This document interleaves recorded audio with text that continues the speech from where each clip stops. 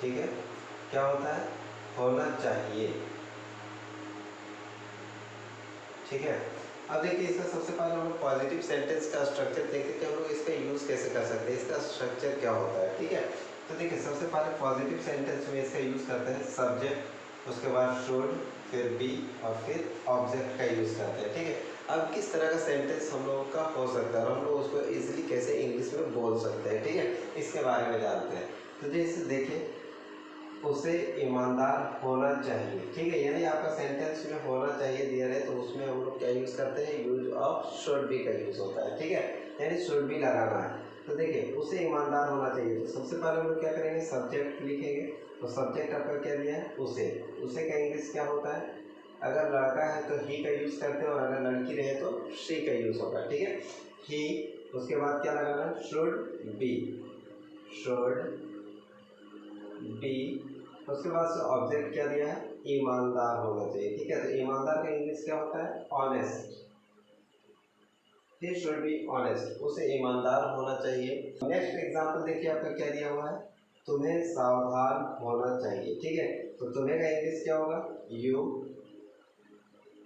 उसके बाद क्या यूज करना है, शुड बी, शुड बी, और उसके बाद देखिए सावधान, सावधान का इंग्लिश क्या होता है, केयरफुल, केयरफुल, तुम्हें सावधान होना चाहिए, यू शुड बी केयरफुल। ठीक है, तो इस तरह हम लोग क्या कर सकते हैं, सेंटेंस को बहुत ही इजीली फॉर्म कर सकते हैं और इंग्लिश में इसको हम लोग यूज भी कर सकते हैं डेली लाइफ में। ठीक है, अब नेक्स्ट एग्जांपल देखिए आपका क्या है, नेगेटिव सेंटेंस। अगर नेगेटिव सेंटेंस में आपका दिया है तो हम लोग उसका स्ट्रक्चर क्या होता है और हम लोग वैसे सेंटेंस को इंग्लिश में कैसे बोल सकते हैं। ठीक है, जैसे इसका स्ट्रक्चर आपका होता है सब्जेक्ट, फिर शुड, और शुड के बाद क्या यूज करना है, नॉट, और फिर लगेगा बी, यानी शुड और बी के बीच में क्या यूज करना है, नॉट का यूज करना है, फिर क्या लगेगा, ऑब्जेक्ट। ठीक है, अब निगेटिव सेंटेंस को कैसे पहचानते हैं, अगर आपका सेंटेंस में नहीं वर्ड दिया है तो वो आपका क्या होगा, निगेटिव सेंटेंस। ठीक है, और उसको हम लोग कैसे आसानी से बोल सकते हैं, जैसे उसे आलसी नहीं होना चाहिए, उसे आलसी नहीं होना चाहिए। ठीक है,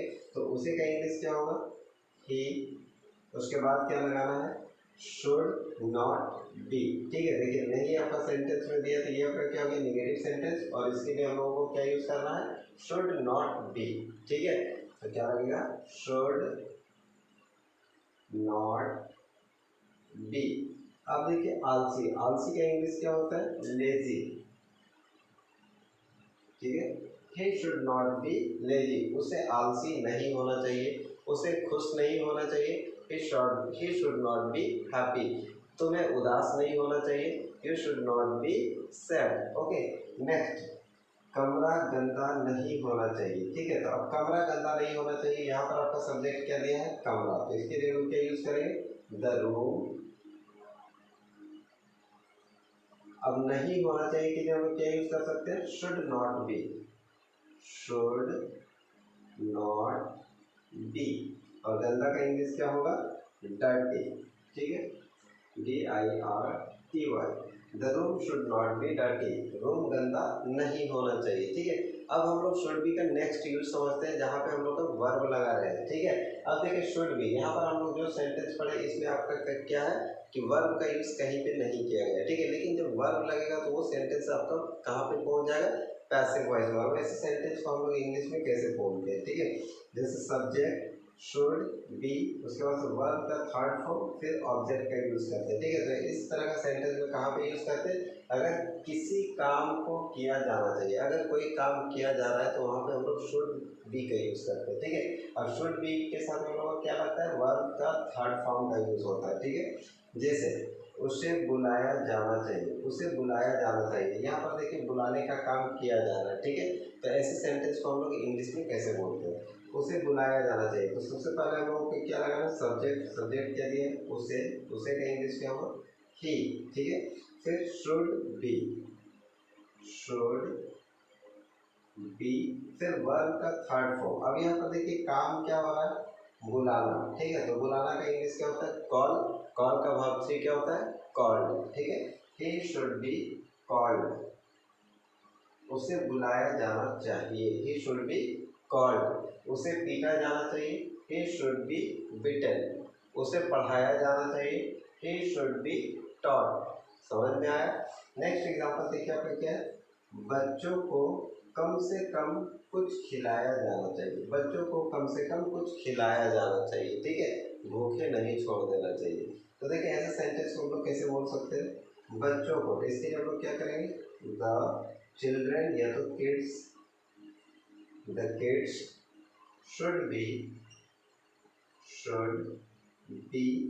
कम से कम कुछ खिलाया जाना चाहिए, ठीक है। तो क्या होगा, the kids should be fed. खाना का होता है ईट, लेकिन खिलाना का क्या होता है, फीड, और फीड का वर्ब 3 क्या होता है, फेड, ठीक है।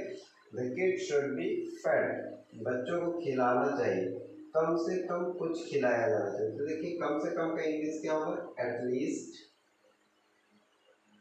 और कुछ का इंग्लिश क्या होगा, समथिंग, ठीक है।